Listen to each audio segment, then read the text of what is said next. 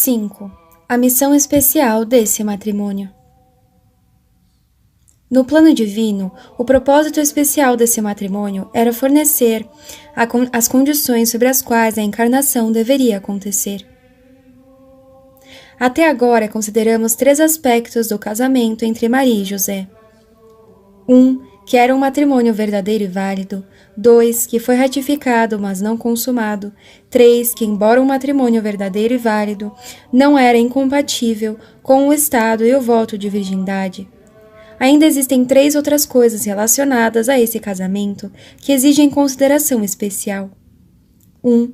A razão desse matrimônio ou a missão providencial que esse casamento teve que realizar. 2. Como os 3 bona que os teólogos, desde Santo Agostinho, atribuem a todo matrimônio válido são real e ainda mais perfeitamente verificados nesse casamento. 3. A maravilhosamente elevada posição a que São José foi elevado por essa união conjugal com a Mãe de Deus. Essas 3 considerações têm uma influência importante no objetivo que estabelecemos para este livro. No presente capítulo, perguntamos: qual é a missão sublime ou quais são as razões desse matrimônio? Quando falamos aqui de razões, não queremos dizer razões ou causas externas que possam ter contribuído para sua realização, como um desejo por parte dos pais da Santíssima Virgem ou o conselho dos sacerdotes no templo, a cuja tutela, segundo uma tradição antiga, Maria fora confiada. Pois, em relação a essas coisas, apenas conjecturas são possíveis, nenhuma afirmação positiva. Tampouco a alta reputação que o status marital recebia entre os judeus, quando abençoado com a prole, teve uma influência decisiva sobre Maria e José. Para eles era um casamento virginal. Não obstante o alto valor atribuído ao casamento, há vários exemplos no Antigo Testamento que mostram que a continência e a virgindade eram consideradas algo agradável a Deus.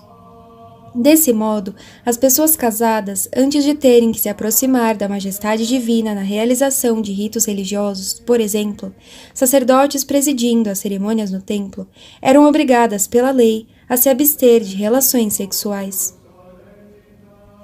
Afinal, parece plausível o suficiente que Maria e José deveriam estar agindo de acordo com uma revelação ou inspiração do alto quando entraram nesse casamento, que deveria ter uma relação tão íntima com a encarnação do Filho de Deus. Devemos, portanto, esforçar-nos acima de tudo para descobrir e entender qual é o papel desse casamento no plano da divina providência. As Escrituras quase não apresentam pistas. Mas os padres e mais tarde os grandes escolásticos da Idade Média direcionaram sua busca para essa mesma questão, a estreita conexão desse matrimônio com a encarnação, para encontrar e determinar suas razões. Entre os padres que merecem menção especial estão Santo Inácio, Orígenes, Eusébio de Cesareia, historiador da Igreja, Santo Hilário, Santo Epifânio, Santo Ambrósio, São João Crisóstomo, São Jerônimo e Santo Agostinho. Santo Tomás, coletando e sistematizando a maioria das descobertas dos padres, mostra que, em um triplo respeito, era muito apropriado que o Filho de Deus fosse concebido e nascido de uma virgem desposada. Que ele, portanto, entrou neste mundo temporal em um casamento verdadeiro e real. Santo Tomás também discutiu com notável lucidez outras questões cognatas que são úteis para um estudo do mistério da encarnação. Por exemplo, porque o Filho de Deus deveria ser concebido e nascido de uma mulher da raça de Adão. Por alguém que era e permaneceu virgem antes, durante e após a concepção e nascimento de Cristo. Por alguém da linhagem de Davi, e etc. Como essas questões estão além do escopo de nossas discussões, nos limitamos ao ponto que nos interessa aqui. A adequação, ou mesmo a necessidade moral, de que o Filho de Deus nascesse de uma virgem desposada, ou que ele aparecesse na terra como o fruto sobrenatural do matrimônio virginal entre Maria e José. Declaramos os motivos apresentados por Santo Tomás e acrescentamos algumas explicações, na medida em que sejam consideradas necessárias ou úteis. Era apropriado que Cristo nascesse de uma virgem desposada. Primeiro, por sua própria causa, segundo, pelo amor de sua mãe. terceiro, por nossa causa. Primeiro, por causa do próprio Cristo. Podemos apresentar 4 razões. A primeira é que ele não deveria ser rejeitado pelos incrédulos como um filho ilegítimo. Por isso, Santo Ambrósio diz: que culpa poderia ser atribuída aos judeus e a Herodes se eles parecessem perseguir alguém nascido de adultério? Para entender a importância total dessa primeira razão apresentada por Santo Tomás, basta lembrar quão pouco preparados os judeus e pagãos contemporâneos de Cristo estavam para aceitar, com fé sincera e humildade, um mistério tão singular e maravilhoso como o nascimento virginal do Salvador. Eles certamente o considerariam um filho ilegítimo e teriam descarregado ignomínia e desonra sobre ele. A sabedoria da providência divina, portanto, escolheu encobrir o mistério desse matrimônio como sob um véu até o momento em que, por meio dos milagres de Jesus e especialmente de sua ressurreição e ascensão, judeus e pagãos estivessem preparados para abrir suas mentes também para a mensagem da misteriosa e maravilhosa entrada do Salvador nesse mundo visível. Eusébio já enfatizara este ponto quando disse: o tempo adequado para revelar esse mistério não poderia chegar até que Cristo ressuscitasse dos mortos e subisse ao céu. Até que a fama dele, como a palavra de Deus, se espalhasse pelo mundo, as nações fossem chamadas e as profecias divinas foram cumpridas, de modo que o evento deu prova visível de sua veracidade. A segunda razão foi que sua genealogia poderia ser rastreada da maneira habitual, ou seja, pelos ancestrais do sexo masculino. Portanto, Santo Ambrósio diz: aquele que veio ao mundo teve que ser registrado de acordo com os costumes do mundo. Mas para isso é necessário um homem, pois é o homem que representa a dignidade, a família no Senado e em outros tribunais de registro. Vemos o mesmo no uso das Escrituras, onde o destaque é sempre dado à descendência masculina. O aspecto significativo aqui é que, especialmente entre os judeus, a genealogia sempre é traçada na linha masculina. Portanto, se Maria não tivesse sido casada com um homem, a descendência davídica de Jesus não poderia ter sido estabelecida. Teria permanecido em dúvida e até mesmo obscurecida. Mas, uma vez que o prometido Redentor não podia permitir que uma sombra caísse sobre seu nascimento, e conforme as profecias que ele deveria ser o filho de Davi, Maria, a mãe de Jesus, teve que se unir em casamento com um homem da casa de Davi. A terceira razão foi a proteção do recém-nascido, para que o diabo não tentasse feri-lo ou impedi-lo. Por isso, Santo Inácio diz que Maria foi desposada por um homem para que a forma de nascimento de Cristo fosse mantida em segredo do diabo. A força dessa terceira razão foi questionada ou negada por alguns teólogos, por exemplo, Duns Scott, Maldonado e Natalis Alexander. Entretanto, teve seus apoiadores em vários padres e outros escritores antigos, como Orígenes, São Basílio, São Jerônimo, São João Crisóstomo, Santo Ambrósio e São Bernardo, e, por este motivo, merece, pelo menos, atenção respeitosa.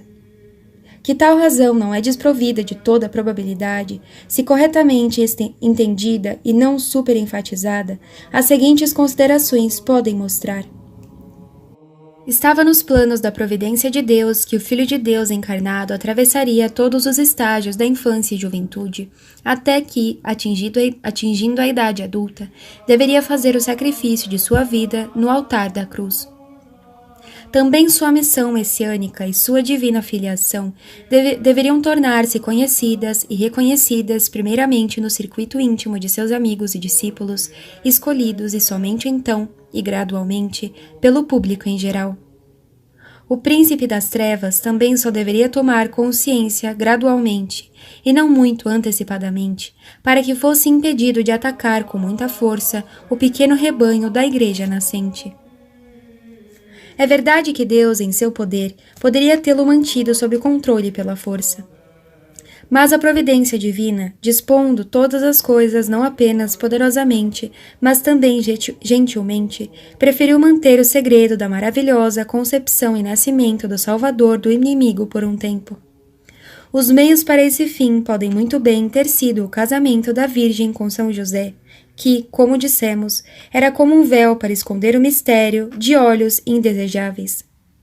Que o diabo, estritamente falando, fosse fisicamente capaz de tomar consciência disso é inegável. Mas ele não é onisciente, e a sabedoria de Deus certamente poderia ordenar condições e circunstâncias para que a concepção e o nascimento virginais permanecessem desconhecidos pelo inimigo, sem interferência em seus poderes naturais. Se assim entendida, a terceira razão apresentada por Santo Tomás não pode ser considerada insignificante. A quarta razão foi para que Jesus fosse nutrido por José, que é, portanto, chamado seu pai, como seu pai nutrício. Essa razão é clara: o Filho Divino, que em sua vida mortal compartilharia conosco todas as fraquezas e necessidades de nossa natureza humana, para ser como nós também nesse aspecto, precisaria de alguém que o alimentasse, o guardasse e, se necessário, defendesse deveres que, por sua natureza, pertencem ao chefe e ao pai da família. Portanto, era apropriado, mesmo moralmente necessário, que Maria fosse desposada por um homem que, por esse matrimônio, se tornasse pai de seu filho, não de fato no sentido físico, mas um verdadeiro pai, contudo, de maneira mais alta e mais nobre, como veremos mais adiante. E quão fiel e constantemente São José cumpriu esses deveres, nós o sabemos pelos evangelhos. Foi ele quem deu ao menino o nome de Jesus, como havia sido ordenado pelo anjo. Ele o apresentou a Deus no templo, de acordo com a lei. Ele o salvou nas garras do rei Herodes, levando-o ao Egito. Com Maria, depois de visitar o templo, ele voltou em pesarosa busca pelo menino, aparentemente perdido. Era aquele cujos desejos e instruções regiam a casa em Nazaré, e o Filho Divino estava sujeito a ele, assim como a Santa Mãe, como indica claramente a Sagrada Escritura. Segundo, o segundo grupo de razões, 3, nos conta porque esse matrimônio era do interesse de Maria, a Virgem Mãe. Primeiro, ela deveria ser salva da punição prevista em lei por adultério ou gravidez ilegítima, isto é, para que ela não fosse apedrejada como adúltera, como São Jerônimo explica. Essa razão também é clara. A Santíssima Virgem teria sido alvo de suspeita pelos judeus de delinquência sexual e, como ela não tinha meios de defesa que pudessem valer contra eles, teria sido apedrejada até a morte se sua suposta delinquência tivesse ocorrido com um homem casado ou solteiro. Se não se tiverem comprovado as marcas de virgindade da jovem, esta será conduzida ao limiar da casa paterna, e os habitantes de sua cidade a apedrejarão até que morra, porque cometeu uma infâmia em Israel, prostituindo-se na casa de seu pai. Em segundo lugar, que ela pudesse ser preservada da infâmia, sobre o que Santo Ambrósio afirma. Ela foi desposada para não ser marcada com o estigma da virgindade violada, já que seu ventre seria considerado um sinal de corrupção moral. Com a brilhante e imaculada pureza e santidade do Divino Filho, a de sua mãe está necessariamente conectada. Portanto, para manter sua santidade acima de toda suspeita, o matrimônio com São José estava previsto. Qualquer mancha ligada à concepção e ao nascimento de Cristo seria totalmente irreconciliável com a santidade ou providência de Deus. Teria deixado os corações dos homens relutantes em seguir o plano de redenção de Deus, poderia tê-lo frustrado. Ademais, o amor singular de Deus pela Virgem Imaculada não podia permitir que sua absoluta liberdade de todo o pecado, o da lascívia, sobretudo, pudesse ser questionada de forma alguma. É o que Santo Ambrósio quer dizer quando escreve: o Senhor preferiria que algumas pessoas tivessem dúvidas sobre sua origem do que sobre a pureza de sua mãe. Pois ele sabia quão sensível era a modéstia da Virgem e quão delicada era a reputação de uma mulher pura, e ele não acreditava que a crença em sua origem deveria ser construída à custa da desonra de sua mãe. Terceiro, para que ela pudesse ter os serviços de São José, como São Jerônimo declara. O que dissemos acima sobre o filho se aplica de maneira semelhante à mãe. Ela também não estava livre das fraquezas nem acima das necessidades de nossa natureza humana. Dificuldades e tristeza também eram sua porção na terra. Muito antes da tragédia do Calvário, ela começara a ser a mãe das dores, porque era a verdadeira mãe do homem das dores. Ela também precisava de um provedor, um guardião e defensor, e ninguém melhor poderia ser encontrado que um esposo com o coração e a solicitude amorosa de São José. Terceiro, São Tomás apresenta várias razões pelas quais esse matrimônio foi o mais adequado para o nosso bem, na medida em que o matrimônio virginal de Maria e José trouxe algumas grandes vantagens à nossa fé e à moral cristã. Ele escreve da seguinte maneira: primeiro, que Cristo nasceu de uma virgem, está provado por José ter sido testemunha. Por isso, Ambrósio declara: a testemunha mais confiável de sua pureza é o esposo, que certamente se ressentiria da infidelidade e poderia vingar a desonra se ele não tivesse consciência do mistério. Em nome de nossa crença na concepção e nascimento virginais de nosso Salvador, não poderíamos desejar uma testemunha mais competente e confiável que São José. E devemos isso ao seu matrimônio virginal com Maria. Como observa Santo Ambrósio, São José, como esposo, certamente sentiria profundamente qualquer desonra causada pela infidelidade de sua esposa. Além disso, o quão longe ele estava de qualquer ideia de consumar seu casamento é claramente demonstrado por sua preocupação, se não consternação, quando percebeu que sua esposa tão pura estava grávida. O alívio veio à sua alma somente quando, em um sonho profético, um anjo do céu apareceu e lhe disse para animar-se: José, não temas receber Maria por esposa, pois o que nela foi concebido vem do Espírito Santo. Assim, o próprio testemunho de São José é corroborado por um mensageiro enviado pelo próprio Deus. O valor desse testemunho de São José é adequadamente ilustrado por São Bernardo, comparando-o com a fé do apóstolo Tomé, a princípio fraca e hesitante, mas depois mais ousada e forte.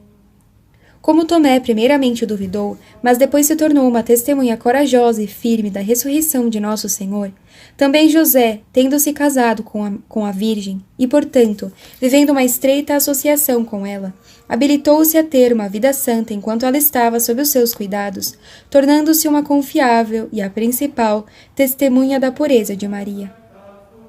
Eu, como homem fraco quanto à ressurreição, primeiramente teria acreditado em Tomé, que primeiro duvidou e hesitou. Depois eu acreditaria em Cefas, que ouviu e acreditou de uma vez. E da mesma forma, em relação à continência da mãe, eu acreditaria no esposo que aguardava e cuidava dela, mais do que na própria Virgem, quando, em defesa dela, ele convocasse sua própria consciência sem culpa para testemunhar. Mas agora nós já estamos entrando na próxima razão dada por Santo Tomás. Em segundo lugar, assim as palavras da Virgem Mãe se tornam mais credíveis quando ela garante sua própria virgindade. Por isso, Ambrósio diz, em obra citada: mais credibilidade deve ser dada às palavras de Maria, pois não há motivo para a mentira. Uma mulher grávida solteira poderia, provavelmente, tentar se desculpar por uma mentira, mas uma mulher casada não tem motivo para mentir, pois sua maternidade é uma recompensa e a coroa da glória de seu casamento. Santo Tomás acrescenta: essas duas razões servem para fortalecer a nossa fé. De fato, elas servem, pois São José, testemunhando a virgindade de Maria, confirma para nós a própria afirmação dela contida na pergunta: como se fará isso, pois não conheço o homem? No entanto, também sua afirmação em seu próprio nome, mesmo considerada isoladamente, é bastante confiável e irrepreensível. Pois, se ela permanecesse solteira e engravidasse, as pessoas talvez se sentissem justificadas em suspeitar que ela estivesse mentindo para esconder sua culpa. Mas, como ela estava casada, certamente não havia necessidade de uma mentira para se desculpar. Afinal, não há desgraça para uma mulher casada em tornar-se mãe. Ao contrário, é uma bênção, uma honra e uma alegria para os pais. Ninguém conta uma mentira, a menos que tenha uma razão para fazê-lo. Uma terceira razão é que aquelas virgens que, por falta de cautela, trazem desgraça para si mesmas, não deveriam ter perdão. Como Ambrósio declara, não era adequado que donzelas com má reputação pudessem dizer, como desculpa, que a mãe do Senhor parecia ser uma jovem de má fama. Essa razão pode ser tida como uma pista de quão cuidadosamente uma alma virgem evitaria tudo o que pudesse macular sua reputação de pureza, já que, para proteger o bom nome da Mãe Santíssima, a divina providência dispôs para ela essa santa união com São José, para que desde o princípio nenhuma suspeita pudesse surgir contra ela. Quarta razão.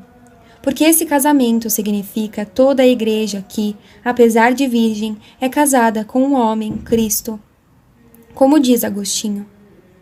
Aqui, Santo Tomás nos apresenta esse matrimônio como um símbolo da Igreja que é uma virgem, mas, como esposa de Cristo, está dando-lhe cada vez mais filhos. De fato, todo o casamento cristão tipifica essa união da Igreja, porém com menos perfeição que essa, porque somente Maria se tornou mãe, permanecendo sempre virgem. Quinta razão. Pode haver até uma quinta razão para a Mãe do Senhor ser desposada e virgem ao mesmo tempo, porque assim, em sua pessoa, tanto a virgindade quanto o matrimônio são honrados para confundir aqueles que menosprezariam um ou outro estado. De fato, por esse matrimônio virginal, não apenas a virgindade, mas também o status marital e com ele a família, são honrados e consagrados. Doravante, a sagrada união de Maria e José, a Sagrada Família de Nazaré, tornou-se o protótipo ideal da família cristã. Encontramos nela pai, mãe e filho inseparavelmente ligados pelos laços sagrados do amor conjugal, parental e filial. Que torre de força esse casamento sagrado e essa família ideal foram contra os hereges da antiguidade e, sob a providência de Deus, serão contra os ataques insidiosos dos propagandistas modernos do amor livre, muitas vezes significando, assim, um instinto animal bruto. Isso traria a desintegração do casamento e da família, e assim minaria os próprios fundamentos da sociedade humana, uma ameaça que deve ser evidente não apenas para o fiel cristão, mas para todo homem consciente que ainda tem algum senso moral. Os papas de nossos tempos, em suas encíclicas e decretos, têm chamado repetidamente a atenção para esse perigo e têm incentivado e recomendado, como meio eficaz de lutar contra isso, a devoção à Sagrada Família. Até agora, pesquisamos e estudamos, em poucos detalhes, as razões apresentadas por Santo Tomás e os padres para mostrar quão apropriado e desejável era o matrimônio virginal de Maria e José. À luz dessas razões, esse matrimônio é considerado em sua íntima conexão com a encarnação do Filho de Deus e sua missão messiânica. Seu grande propósito era fornecer as condições nas quais o eterno Filho de Deus poderia tornar-se membro, ou melhor, o chefe da raça humana, de maneira honrosa e condizente com a sua dignidade. Esse matrimônio não existiu apenas para servir à própria encarnação, mas também a seu principal objetivo, a redenção e a aplicação de seus frutos, uma vez que ajuda a fortalecer e nutrir nossa fé, encoraja e estimula um modo de vida verdadeiramente cristão, e principalmente destaca-se como o modelo mais bonito e mais nobre do casamento e da família cristãos. Por tudo isso, temos para com São José, o casto esposo da Santíssima Virgem, uma dívida de gratidão que perde apenas para que devemos ao próprio Cristo, e o Filho de Deus, e sua Imaculada Mãe. E por tudo isso, podemos adivinhar, de alguma forma, a imensa dignidade, a grandeza de São José, mas disso falaremos mais adiante.